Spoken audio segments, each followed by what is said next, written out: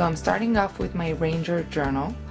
I taped the middle section between the two pages because I find, especially when I work with a lot of sprays and liquid color, that it breaks my pages, and this helps it a lot. And after I gesso it, I can't really see it. It holds the structure, I suppose, better than without. So that's something that I always do. And I'm starting off with a stencil and some modeling paste.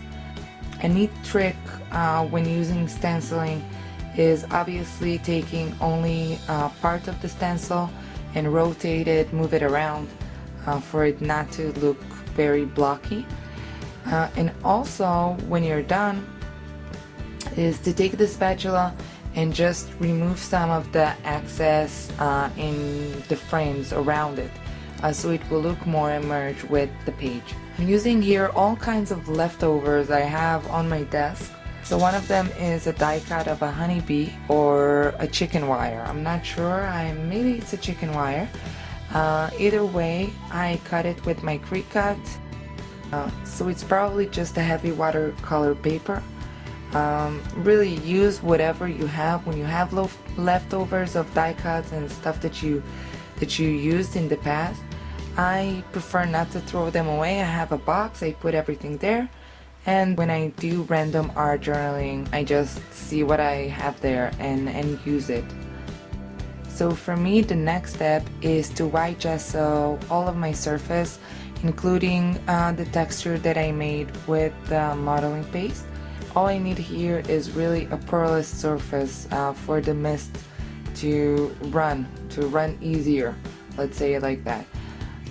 And now I'm just playing with mist, with different kind of mist. I picked up two colors of Lindy's Stamp Gang. I actually have a lot of brands at home. Some of them are new, some of them are old. I find that their mists are nice. I'm not sure if they're my favorite. I don't know. They have their pluses and their minuses, I guess.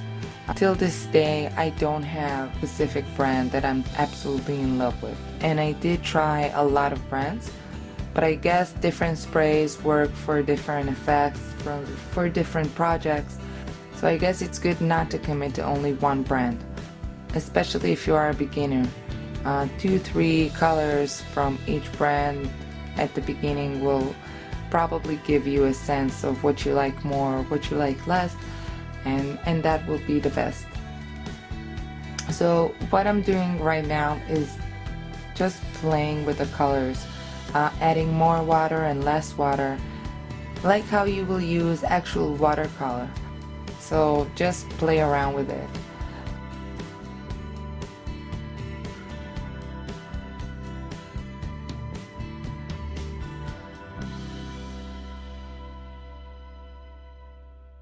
This is a new product that I picked out and I wanted to give it a try. It's liquid acrylic paint in black. As you can see, that made a total mess. It didn't do at all what I thought it will do.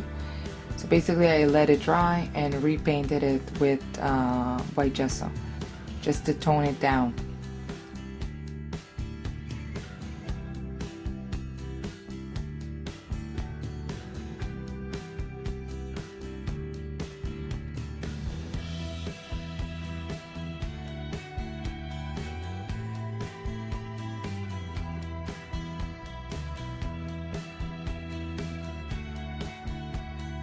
I'm trying here to add some shading using a pencil, graphite pencil that I can activate. No, I'm sorry, not graphite, a watercolor pencil that I can activate with water. And that worked okay, I don't know.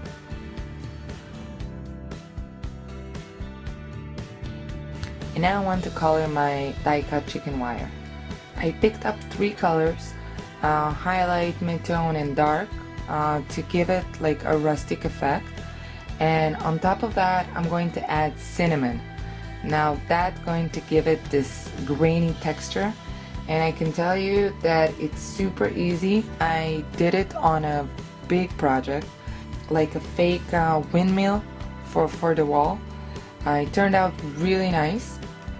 and I did it just with silver paint and cinnamon, and it worked amazing. So give it a try. If you like the effect of rust and you don't have all those rust paste, whatever that that you can buy from different brands, this works like a charm, especially if you put it on top of paint. Also notice that you can use like die cut or whatever you have on hand. If you have a mesh or whatever, using paint and a dabber, you can use it as a stencil. And this was unintentional, obviously. I just wanted to color the die cut, but look how interesting this piece of paper looked. So that could also be something interesting to try in an art journal. So this stamp set I bought like a million years ago, and seriously I never used it before, so I really wanted to give it a try. I think this art journal page is like one of those pages, or one of those like creative exercise. Like I wasn't concerned that I will have something nice at the end.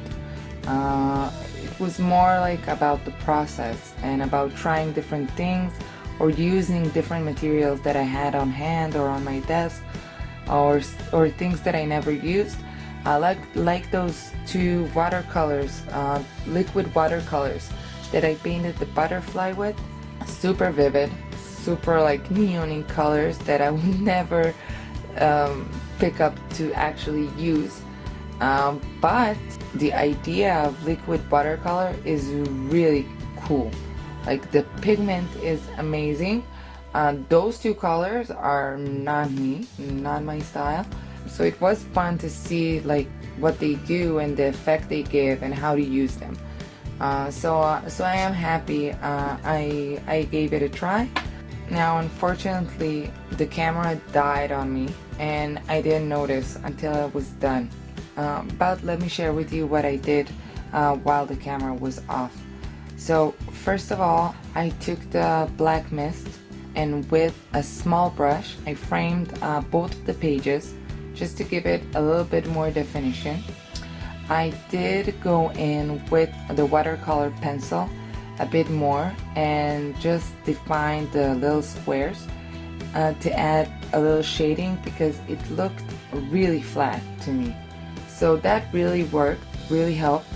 And to finish everything off, I'll give you a little trick that I always do that makes everything really pop and the colors look amazing, is to take hairspray. Yes, hairspray like in the 80s, whatever brand, it doesn't matter. And I just spray like, let's say maybe 2 or 3 thin coats all around of the spray. Hope you enjoyed this video. As you can see, it was really intuitive, super easy, especially for a beginner. So yeah, if you guys didn't create anything, let's say in the past month, take a piece of paper, take whatever you have on hand and just do whatever. It doesn't have to come up pretty, it doesn't have to come out perfect, and that's fine because art and craft is something that we do for us. And if we have something interesting or something beautiful or something that we really like to share with everyone, that's amazing. But if we don't, that's fine too.